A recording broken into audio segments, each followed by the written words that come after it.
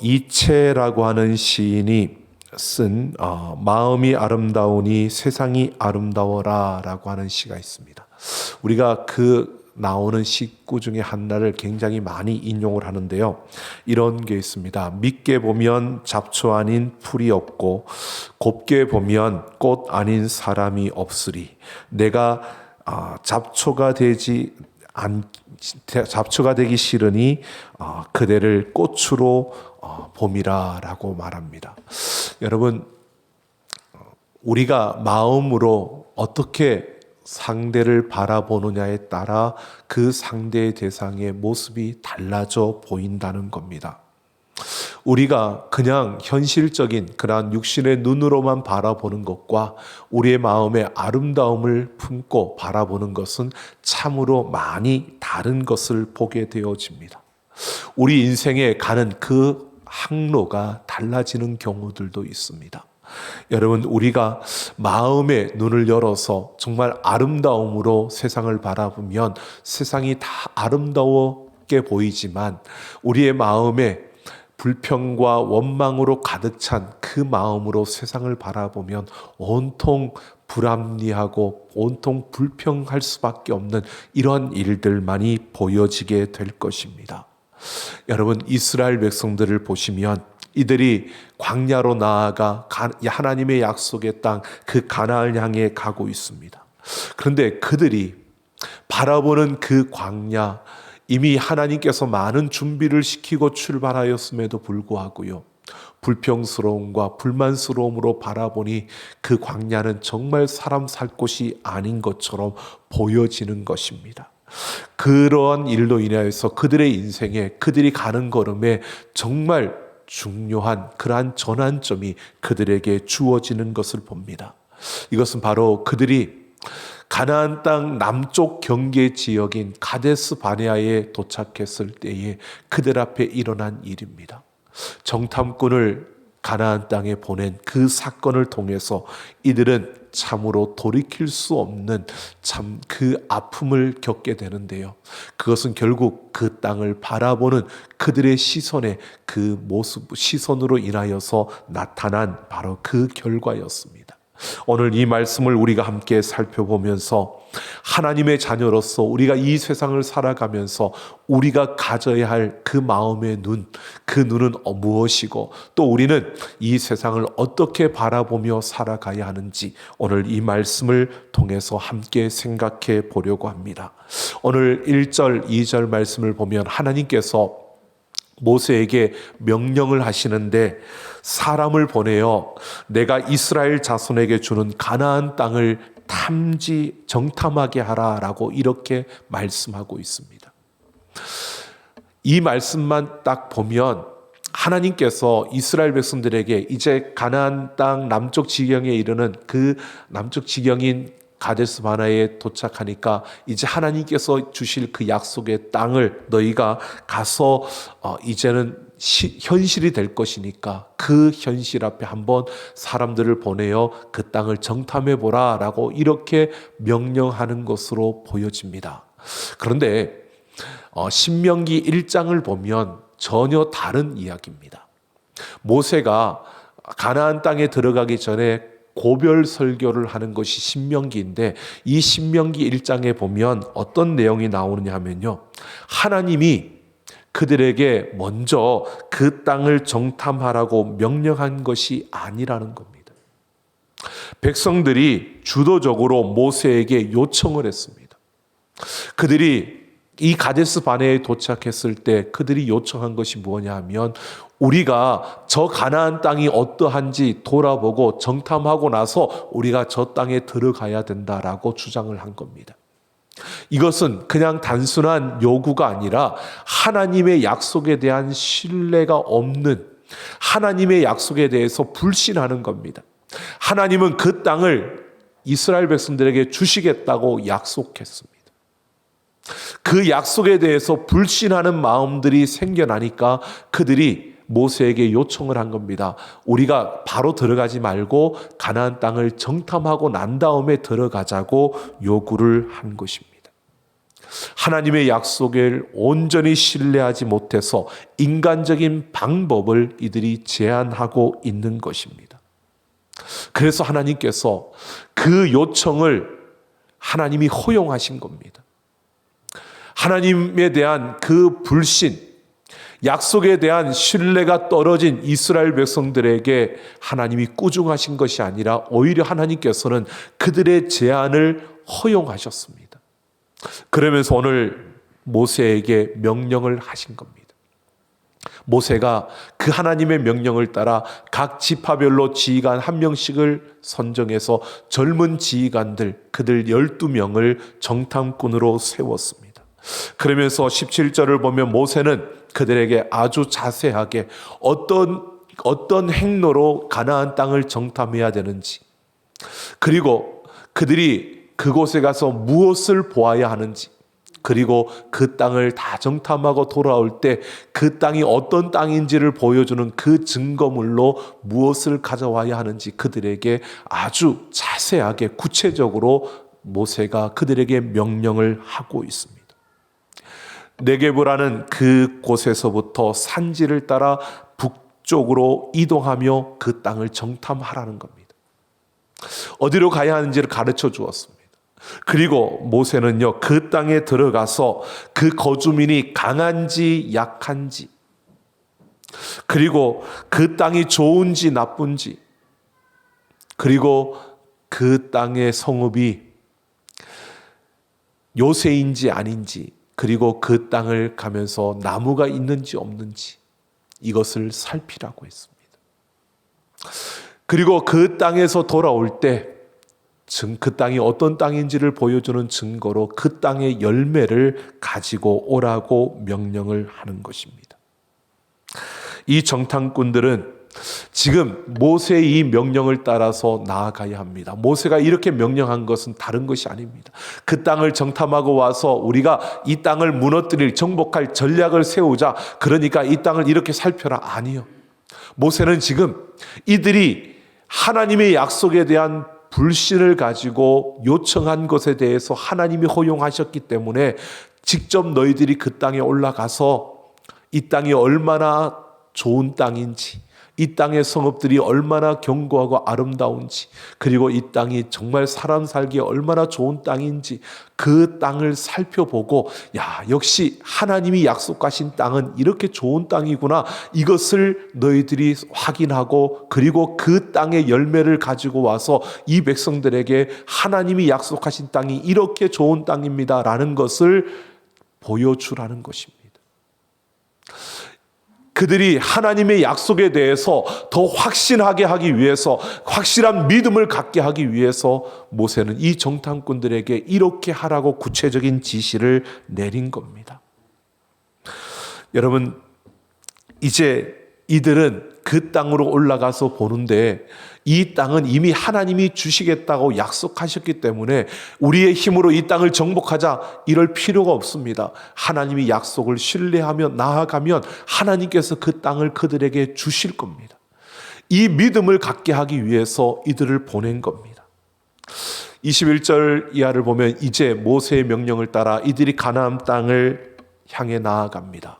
남쪽에서부터 북쪽으로 올라가면서 그 땅을 정탐했습니다.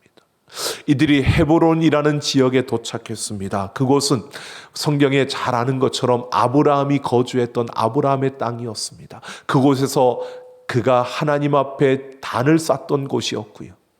아브라함의 아내 사라의 그 무덤인 막벨라 굴이 있는 곳이 바로 그 헤브론이었습니다. 이들이 보았을 때 그 땅들, 그 성읍들을 보면서 그곳에 이르렀고 거기에서 그들은 포도송이 하나를 땄습니다. 그런데 얼마나 컸는지 막대에 끼어서 메어야 할 정도였다고 말합니다. 그리고 그들은 거기에서 무화과와 석류까지 그 열매를 가지고 이제 돌아오는 겁니다. 여러분, 이렇게 가나안 땅을 정탐하고 그들이 돌아옵니다. 근데 정말 그 열매가 보여주는 것은 그들 하나님이 말씀하신 대로, 약속하신 대로 그 땅은 젖과 꿀이 흐르는 땅이다라는 것을 보여주는 것이었습니다. 하나님의 약속이, 하나님의 그 말씀이 확실하게 그들의 그 열매를 통해서 보여지는 것이었습니다. 이렇게 40일 동안의 정탐을 마치고 돌아온 그 정탐꾼들, 그들이 이제 모세와 아론과 온 백성 앞에서 자신들이 탐지한 그 땅의 내용을 보고합니다. 27절을 보면 그들이 보고를 하는데 첫 마디에 무엇을 말하느냐 하면 가나안 땅을 일컬어서 이렇게 말합니다. 당신이 우리를 보낸 땅이라고 말합니다. 이전까지만 하더라도요, 가나안 땅이라고 하면 어떻게 했냐면 약속의 땅이었습니다. 하나님이 우리에게 주신 땅, 하나님이 우리에게 주시겠다고 약속하신 땅이라고 이렇게 일컬었던 가나안을 땅을 이들이 보고하는데, 보고의 그 첫 마디에서 뭐라고 하느냐면 당신이 우리를 보낸 땅이라고 말합니다. 그러니까 모세가 우리를 보낸 땅, 그 땅을 정탐하고 왔다는 겁니다. 그러니까 이들의 이 단어 사용이 이미 이들의 마음속에는 그 땅에 대해서 그렇게 좋은 그러한 보고를 하지 않을 것이라는 사실을 암시해 주고 있는 겁니다. 물론 이들이 그 열매에 대해서 이야기할 때는 젖과 꿀이 흐르는 땅이라고 말합니다. 왜? 열매가 보여주는 것처럼 이것을 부인할 수 없는 사실이 그 땅은 이렇게 좋은 열매를 맺는 그런 젖과 꿀이 흐르는 땅이었다는 겁니다. 그런데 그들에게는 문제로 보여졌던 것이요, 바로 그 땅의 견고한 성읍과 그 땅의 장대한 그 거주민들이었습니다.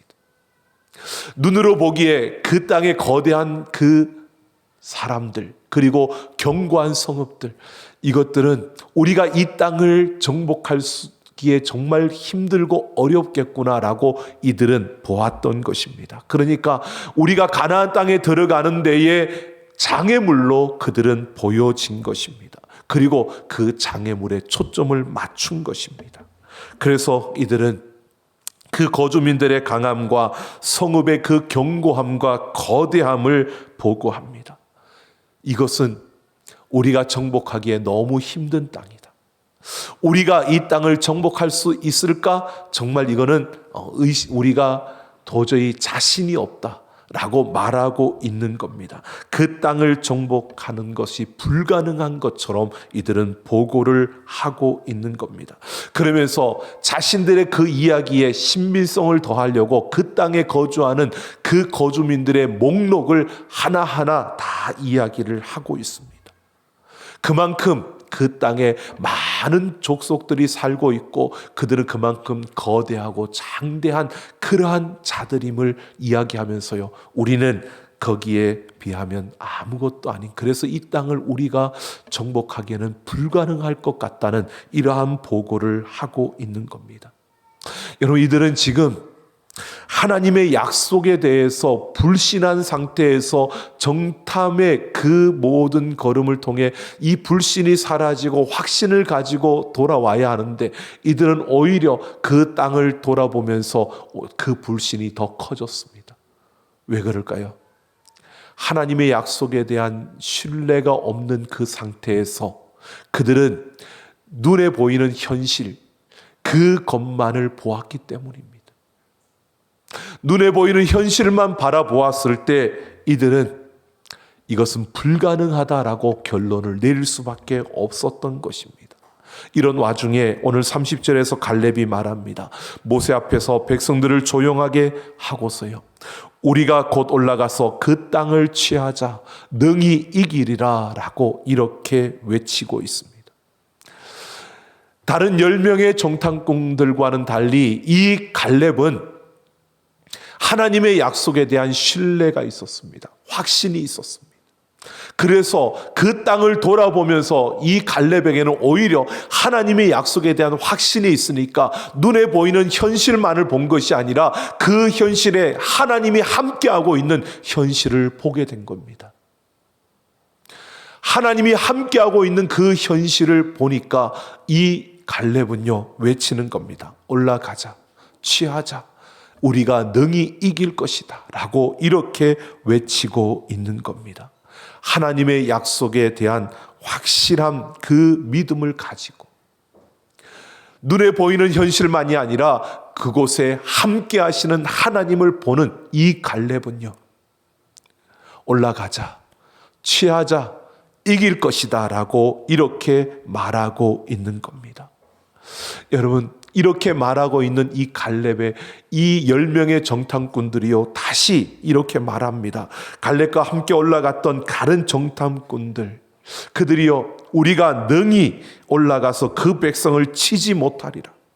그들은 우리보다 강하니라 라고 말합니다. 갈렙이 사용했던 올라가자, 취하자, 이 똑같은 단어를, 그 표현을 쓰면서요, 우리가 올라가서 능히 올라가서 그들을 치지 못할 것이다, 우리는 불가능하다고 그렇게 말하고 있습니다. 갈렙이 이야기한 그것에 대해서 전면적으로 부정하고 있는 모습을 보여주고 있는 것입니다. 그러면서 그들은 이렇게 말하고 있습니다. 그 거주민을 삼키는 땅이라고. 그 땅은 거주민을 삼키는 땅, 그러니까 그 땅에 거주하는 사람들을 죽게 할 땅이라는 겁니다. 이 말은 우리가 그 땅에 올라가면 그 땅이 우리를 죽게 할 것이다 라고 하는 건데요, 여러분, 그 가나안 땅을 정탐하면서 보았잖아요. 그들이 말했잖아요. 그 땅에 거주하는 이들은 장대하고 거대한 아주 강한 용사들. 여러분, 그 땅에 거주하는 자들을 삼킬 땅이라면 지금 거주하고 있는 그들을 삼켜야 되는 건데, 그들은 안 삼키고 우리가 거주하면 삼킨다. 이것은요, 이미 이들은 하나님의 약속에 대한 확신이 없는 상태에서 현실에서 주어지는 그 강함과 현실에서 주어지는 그 힘에 압도되어서 이들은 이미 그들의 눈에는 두려움으로, 무서움으로 찾아왔던 것입니다. 그러니까 그들은 이 땅에 올라가면 우리는 죽게 될 것이라고만 보여지는 겁니다. 그러면서 그 땅에서 본 신장이 장대한 자들이라고 말하면서요, 네피림의 후손인 아낙 자손의 거인들을 보았다라고 말합니다. 아낙 자손의 거인들, 이들을 네피림의 후손이라고 이들은 말합니다. 그런데 이 네피림이라는 것은 노아 홍수 이전에 있던 그 강한 사람을 어떻게 표현했냐면, 강한 사람을 신과 같은 존재로 표현하기 위해서 그들을 네피림이라고 불렀습니다. 그리고 지금 아낙 자손이 그 네피림의 후손이다 이렇게 말하는 게 아니라, 이 문장은 아낙 자손은 네피림의 후손과 같은 존재로 보여졌다는 것을 말하는 겁니다. 그러니까 이 10명의 정탐꾼들은요, 아낙 자손의 그 강함 앞에 압도되어서 그들을 마치 신이 그들과 함께하고 신이 그들을 붙드는 신과 같은 그런 강력한 존재로 그들에게 다가온 것입니다. 이미 그들의 마음은요, 그 땅 백성들을 바라보는데 신처럼 강한 사람으로 보여지니까 자신은 한없이 작을 수밖에 없는, 그래서 우리는 메뚜기 같다라고 이렇게 말하고 있는 겁니다. 이미 현실을 눈에 보이는 그 자체로만 보고 그 현실에 압도되어서 이들은 그 마음이 완전히 무너진 겁니다. 그래서 그들은 두려움과 그 무서움에 휩싸여서 자신들은 메뚜기 같다고 말할 정도로 이렇게 부정적인 보고를 하고 있는 것입니다. 우리는 그러기 때문에 그곳에 올라가서 싸워서 전쟁한다면 우리는 반드시 패배할 수밖에 없다, 이 절망감에 완전히 빠져버리고 만 것입니다. 여러분, 현실을 우리는 어떻게 바라보고 있습니까? 여러분, 우리 앞에 주어지는 현실, 그 현실을 우리는 어떤 모습으로 바라보고 있습니까? 하나님의 약속을 확신하고 그 하나님을 신뢰하며 믿음의 눈으로 현실을 바라보면 그 현실 속에 하나님이 함께 하심을 볼 수 있습니다. 마치 갈렙처럼요. 그런데 하나님의 약속을 신뢰하지 못하고 믿음의 눈을 열지 못하고 우리가 현실을 바라보면 이 10명의 정탐꾼들처럼 여러분, 우리는 현실의 그 문제들이 우리를 압도하고 현실의 그 강함이 우리를 무너뜨리고 현실의 그 거대함 앞에서 우리는 주눅들 수밖에 없는, 그 현실의 문제들 앞에서 우리는 아무것도 할 수 없는 그런 존재로 느껴지고 결국은 절망과 낙심과 그 낙담하는 이러한 모습으로 서게 되는 것입니다. 여러분, 우리는 어떤 현실을 바라보고 있습니까? 우리 눈에는 그냥 눈에 보여지는 현실만이 아니라 하나님이 함께 하시는 그 현실을 바라볼 수 있는 우리가 되기를 예수님의 이름으로 축원합니다. 여러분, 우리 앞에 어떤 어려움이 찾아오더라도요, 그 가운데 함께 하시는 하나님을 보며 하나님이 함께 하시는 그 현실을 바라볼 수 있는, 믿음의 눈을 열고 달려갈 수 있는 우리 삼락 가족들이 되기를 예수님의 이름으로 축원합니다. 열왕기상 6장을 보면 아람 군대가 이스라엘을 침공합니다. 그런데 그들이 열심히 전략을 짜서 침공을 하는데 이상하게도 이스라엘 백성들이 다 그 길목을 지키고 있다가 그들이 매번 번번이 그 전쟁에서 패배하는 겁니다. 그러니까 아람 왕이요, 신하들을 불러놓고 그렇게 말합니다. 우리 중에 첩자가 있다. 그러지 않고서는 어떻게 이스라엘 백성들이 우리가 전략을 세워 올라갈 때마다 그 길목을 막고 우리를 무찌를 수 있느냐? 이거는 누군가 첩자가 있다라고 그렇게 말합니다. 그때 한 신하가 말합니다. 그게 아니고 왕이요, 이스라엘에는 엘리사라는 선지자가 있는데 이 엘리사가 왕의 침실에서 말하는 것까지도 자기의 그 이스라엘 왕에게 다 말해주고 있습니다. 그러자 아람 왕이요, 그러면 그 엘리사를 죽여야 되겠다라고 생각하고요, 엘리사가 거하고 있는 도단성으로 가서 도단성을 포위합니다.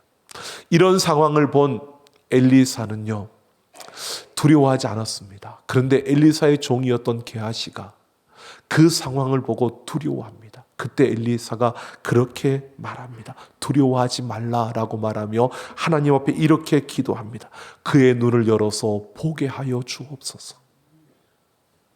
여러분, 그 순간에 게하시의 눈이 열려서 보았을 때요, 도단성을 둘러싸고 있는 아람 왕의 군대보다 더 많은 하늘의 그 불말과 불병거가 그들을 지키고 있는 상황을 보았던 겁니다.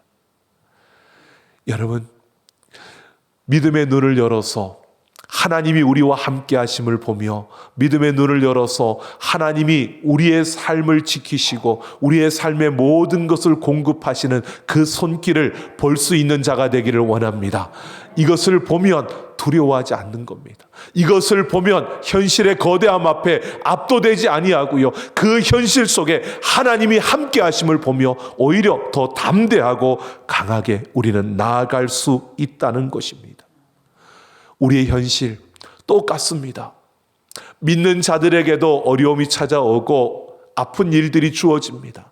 그러나 그 똑같은 현실을 믿음의 눈으로 볼 수 있느냐 보지 못하느냐는 인생의 많은 차이를 나타내게 하는 것입니다. 똑같은 현실 속에 있지만 하나님이 함께 하시는 현실을 볼 수 있는 자는 그 가운데 주눅들지 않고요, 담대하게 하나님의 그 역사를 기대하며 하나님과 함께 그 길을 달려가게 되어지는 겁니다. 그래서 오늘 우리는 믿음의 눈을 열어서 하나님이 함께 하시는 현실을 바라볼 수 있는 그 자리에 서야 하는 것입니다. 로마 시대의 명설교가였던 크리소스톰은 복음을 증거하다가 체포되어 황제 앞에 서게 되었습니다. 황제는 이렇게 말합니다. 네가 더 이상 복음을 전하지 않는다면 내가 너를 놓아주겠다. 그러나 만약 계속해서 그 복음을 전한다면 내가 너를 먼 나라로 추방시켜버리겠다라고 합니다. 그러자 크리소스톰은 이렇게 말합니다. 황제가 나를 먼 나라로 추방할지라도 하나님은 늘 나와 함께 계십니다. 나는 결코 버림받지 않을 것입니다. 그러니까 황제가 화가 났습니다. 그 황제가 화가 나서 이렇게 말합니다. 그렇다면 계속해서 네가 복음을 전한다면 너의 모든 재산을 몰수하겠다. 그러자 크리소스톰은 이렇게 말합니다. 내 보화는 이미 하늘에 다 쌓아두었습니다. 그러니 왕제는 내 것을 빼앗을 수도 없고 내 것은 빼앗기지도 않을 것입니다. 내 것은 하늘에 쌓여 있습니다. 그러니까 황제가 더 화가 나는 겁니다. 그래서 내가 너를 당장 죽여버리겠다고 그렇게 말하자 이 크리소스톰은 이렇게 말했습니다. 나는 이미 40년 전에 예수님을 믿음으로 죽은 자입니다. 이제 내 안에 예수 그리스도가 살아가고 있는 거고 나는 예수로 살아가고 있는 겁니다 라고 말하는 겁니다. 황제가 화가 너무 많이 났는데요, 신하들이 말합니다. 황제여, 더 이상 일을 우리가 감당할 수 없으니 그냥 이 나라에서, 이 성읍에서 추방시키십시다. 그리고 그를 추방시켰다고 합니다. 여러분, 오늘 우리는 어려움이 다가올 수 있고요, 힘든 일이 주어질 수 있고요, 코로나로 인해서 많이들 힘들어하고 아파합니다. 그런데 그 현실에서 하나님이 함께 하시는 것을 보지 못하면 우리는 똑같이 낙심하고 절망하고 또 그 앞에서 우리는 정말 근심하며 그렇게 설 수밖에 없을 겁니다. 하지만 믿음의 눈을 열어서 보십시오. 아픔의 그 자리에 나 혼자가 아니라 나를 위로하고 내 눈물을 닦아주고 계시는 하나님이 보이실 겁니다. 믿음의 눈을 열어보십시오. 내가 넘어진 그 자리에서 나를 일으켜 주시려고 내 손을 붙들고 잡아 끄시는 하나님이 보이실 것입니다. 여러분, 믿음의 눈을 열어보십시오.